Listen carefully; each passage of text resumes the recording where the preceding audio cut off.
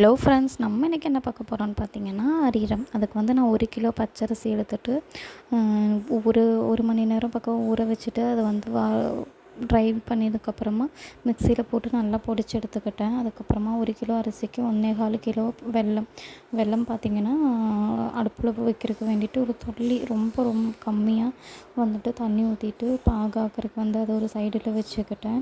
இந்த கேப்பில் வந்து இந்த மாவு எல்லாமே மிக்சியில் போட்டு அடித்து சலித்து எடுத்துக்கிட்டேன். அது கூடவே வந்துட்டு கொஞ்சமாக ஏலக்காயும் கொஞ்சமாக சர்க்கரையும் போட்டுட்டு மிக்சியில் அடிச்சுட்டு அதையும் பொடி பண்ணி அதில் சேர்த்துக்கிட்டேன். அதுக்கப்புறம் பார்த்திங்கன்னா உங்களுக்கு எந்த அளவுக்கு இது பொடியாக்காம விட்டு அந்த அளவுக்கு பண்ணிக்கோங்க, அப்போ தான் நல்லாயிருக்கும். அதனால் வேண்டிட்டு நல்லா பொடி பண்ணி எடுத்து வச்சுக்கிட்டேன். அதுக்கப்புறமா பார்த்திங்கன்னா இது கூடவே இது வந்து நம்ம பச்சை அரிசி புட்டு மாவுன்னெலாம் சொல்லுவாங்கள்ல, பச்சை அரிசி மாவு வறுத்த மாவு, அதில் கூட நம்ம செய்யலாம். நான் இப்படி செஞ்சால் தான் நல்லாயிருக்குங்கிறதுனால இப்படி செஞ்சுக்கிட்டேன். அதுக்கப்புறமா பார்த்திங்கன்னா ஒரு தேங்காய், ஒரு தேங்காய்னா 2 மூடி தேங்காய் போட்டு அதுவும் சும்மா ஒன்று ஓட்டிட்டு மிக்சியில் ஒரு அடி அடிச்சுட்டு அந்த மாவு கூட வந்து சேர்த்து நல்லா பிசைஞ்சு எடுத்துக்கிட்டோம். அது கூட வந்து கொஞ்சமாக உப்பு போட்டுக்கிட்டோம்.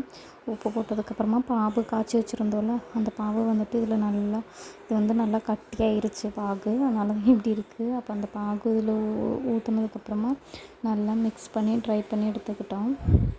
எவ்வளோ தூரம் ஸ்ட்ரெயின் பண்ண முடியுமோ ஸ்ட்ரெயின் பண்ணி எடுத்ததுக்கப்புறமா நல்லா பிசைஞ்சு நல்லா இந்த பார்த்தாவே உங்களுக்கு தெரியும் எந்த அளவுக்கு இருக்குதுன்னு.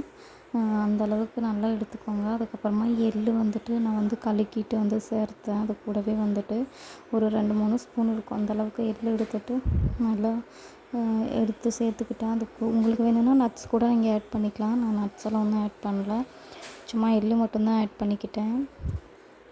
1 மணி நேரம் அப்படியே அடைச்சி வச்சுட்டு அதுக்கப்புறமா நம்ம செய்யலாம். நான் வந்து இன்றைக்கி வந்துட்டு ஆயில் எடுத்துருக்கேன். நீங்கள் கோகோனட் ஆயிலா இல்லை எந்த வேணாலும் எடுத்துக்கலாம். அதை வந்து நம்ம உளுந்த வடை அதிரசம்லாம் செய்வோம்ல, அதே மாதிரி நடுவில் ஓட்டை போட்டுட்டு பண்ணணும். இது வந்து நீங்கள் ரொம்ப ஜாஸ்தியாக வச்சிங்கன்னா கரிஞ்சு போயிடும், ரொம்ப கம்மியாக வச்சிங்கன்னா உடஞ்சி போயிடும். நான் வந்து பண்ணி இப்போ ரொம்ப நாள் ஆயிடுச்சு. கம்மியாக இருந்தது கவனிக்கலாம். கம்மியாக இருந்தது கவனிக்காதனால அது வந்து 2 3 அப்படியே இப்படி பொடிஞ்சு போயிடுச்சு. அதிரசம் மாதிரியே இல்லை. அரிரம் வந்து அதிரசம் மாதிரி சாஃப்டாக இருக்காது, ரொம்ப கட்டியாக கடிக்கிறதுக்கு நல்லா மொறு மொறுன்னு இருக்கும்.